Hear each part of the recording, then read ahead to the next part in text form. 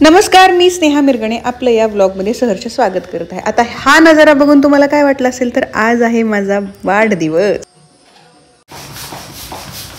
29th birthday. 92. Hope एवढं दिवस जगू. 29th. Yes, it's 29th birthday. आणि आमचे सरकार हजबंड, आमचे साहेब, बापरे. माझा पहिला वाढदिवस असा असेल की ज्याच्यात ही अशी तयारी चालू आहे. स्वप्नील ती मी बघते इथं बसून निवांत. एकही फुगा बघवत नाहीये ना, काही नाही. कसं वाटतंय स्वप्नील? मग एक काम करू आपण, आपल्या दोघांचा पण एक एक फोटो काढून घेऊ. बर्थडे दोघांचा एक एक फोटो. नेक्स्ट टाइम काय करू, आता 30th बर्थडे आला, 30व्याच वाढदिवसाला हे सगळं असं डेकोरेशन करायचं, दोघांचंही फोटोशूट करायचं आणि परत काही टेन्शनच नाही, हे ना. चला, मस्त झाल्या. मस्त फुग्यांचे कलर मात्र एक नंबर आहे ना. झाले का, संपले का फुगे? बरं, थँक्यू सो मच. तर आज माझा वाढदिवस आहे आणि आज मी 29 इयर्सची झालेली आहे. तर चला आता सेलिब्रेशन करायचं आहे. 12 वाजलेले आहेत आणि लोक काय करतात, दुसऱ्यांचे नवरे असे मस्त सरप्राईज देतात. माझ्या नवऱ्यांनी मला माझ्या डोळ्यासमोर सरप्राईज दिलंय. आणि या वाढदिवसाला मी एवढंच सांगेल की आयुष्य हे रोलर कोस्टर सारखं आहे. Just enjoy the journey and move on. चला ना, सरप्राईज म्हणजे सगळं माहित असतं. ब्लॉग मध्ये तसंच करतात बऱ्याच वेळेला, सगळं माहिती असते आणि असं दाखवतात अरे बापरे. बघा हे डेकोरेशन.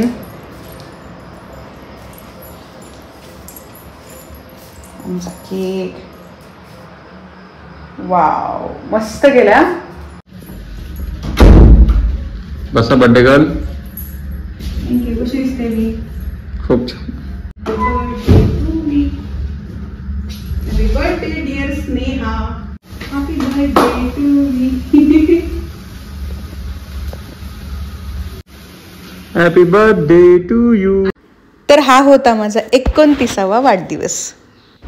तर वाढदिवसाच्या 15 दिवस नंतर म्हणजे 8व्या महिन्याच्या मिडलला आम्ही ठरवलं की मॅटर्निटी शूट करायचं आणि मी ही अशी रेडी झाली आहे. शूट आहे, बघू स्वप्नील कसं रेडी झालंय. आणि ही ग्लोईंग अँड ग्रोईंग मम्मा, जगातली सगळ्यात समाधानी व्यक्ती, आनंदी व्यक्ती. हे आमचं शूट लोकेशन. इथं जवळच एक सुंदर हे हॉटेल आहे, तिथं आम्ही आज शूटसाठी आलेलो आहोत.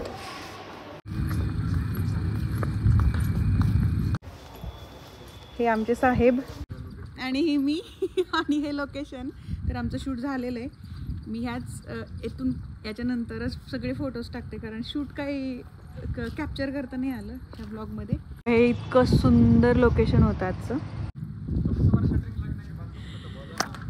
तर चला, झालंय शूट, घरी चाललेलो आहोत आणि विसरू नका पुढचे फोटोज बघायला.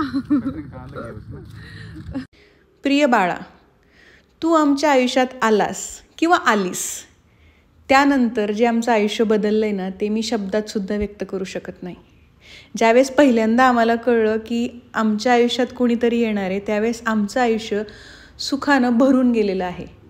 आता तू पोटात आहेस, छोट्या छोट्या किक बसतात मला, पण तुला कधी ओंजळीत घेईल असं झालंय आम्हा दोघांना. पण तू आल्यावर आम्हाला तुला सांगायचं आहे की तुझे आई बाबा तुझ्यावर खूप प्रेम करतात आणि तू म्हणजे आम्हाला मिळालेली सगळ्यात सुंदर देणगी आहेस. आम्ही जस्ट घरी आलेलो आहोत आणि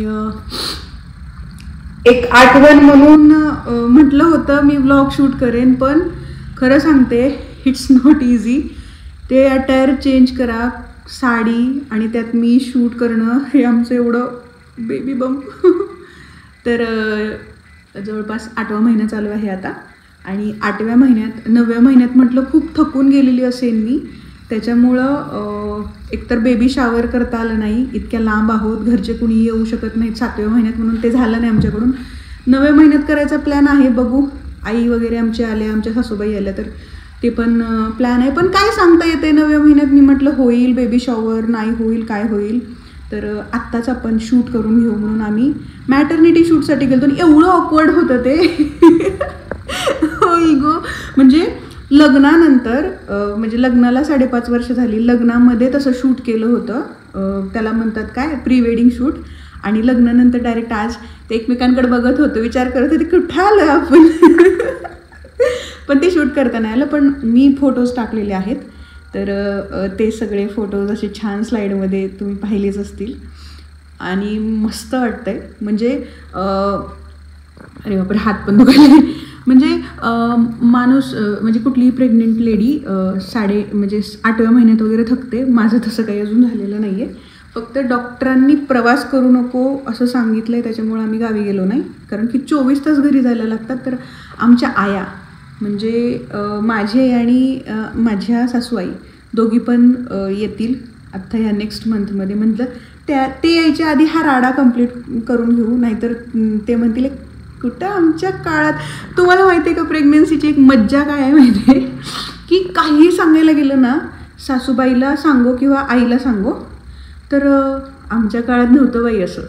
आम्ही कशी 3 मुलं केली हेच ते सांगत राहतात. बट जे व्लॉग बघतात आणि जे प्रेग्नंट लेडीज आहेत, म्हणजे ब्लॉग बघणाऱ्या प्रेग्नेंट लेडीज किंवा ज्या फ्युचरमध्ये प्रेग्नेंट होतील, त्या सगळ्यांना माझा एकच सल्ला आहे की कुणी काहीही म्हटलं तरी हर्ट नाही व्हायचं, हसायचं फक्त. कारण की आपण काही म्हटलं ना दुखतंय वगैरे किंवा माझं असंच होते, मला हे सहन होत नाही, हो, तर लगेच आपली आई म्हणते आम्ही कशी केली 3 मुलं, किंवा आमच्या वेळेस असं बाई नव्हतं. पण ह्या गोष्टीला एवढं सिरियसली घ्यायची गरज नाही आहे. इट्स जस्ट की त्यांनी ते पाहिले म्हणून आपण पण तेच असावं, पाहावं आणि त्याबद्दलच विचार करावा असं काही नाही आहे. तरच तुम्ही हॅपी राहाल, नाहीतर नाही, तुम्हाला हर्ट होईल ते. चला तर मग आत्ता फक्त 1.5 महिना राहिलेला आहे.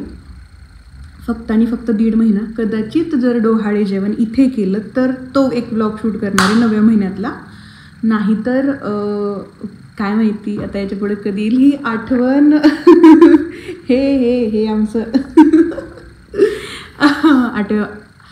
8वा महिना मिडलपर्यंत आला आहे जस्ट. आत्ता पुढच्या महिन्यात तो संपेल 8वा आणि 9वा सुरू होईल.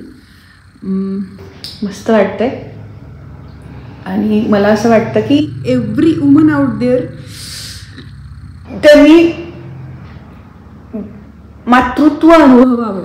म्हणजे देवानं एक वरदान दिलं आहे म्हणा किंवा काही असो म्हणा, किंवा मला असं वाटायचं की बाबा स्त्रियांचं आयुष्य एवढं खडतर आहे वगैरे, मग देवानं ना मातृत्व दिलं तिला.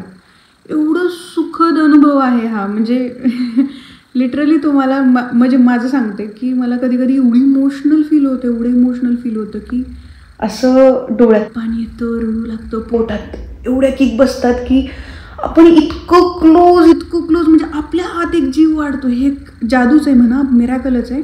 पण ती भावना इतकी शब्दात न व्यक्त करणारी असते ना, बापरे. म्हणजे आपलं बाळ आपल्या पोटात हे आपल्या सगळ्यात जवळची एक व्यक्ती आहे. म्हणजे नवरा किंवा आपली आई किंवा आपल्या जवळचे जे लोक आहेत त्यांच्यापेक्षा पण कुणीतरी आपल्या आयुष्यात जवळचं येणार असते, ज्याच्यावर आपण स्वतःपेक्षा पण जास्त प्रेम करू. म्हणजे मी माझ्या आयुष्यात स्वतःवर आधी प्रेम केलं आणि त्याच्यानंतर जगावर. तर आता असं झालं की नाही ते बरं आहे का, माझ्या पोटात जे वाढते ते बरं आहे का. टचूड. तर चला ह्या ब्लॉगची सांगता करते. Bye bye. आज तारीख आहे 1 डिसेंबर 2024. तर भेटूया पुढच्या ब्लॉगमध्ये. बाय.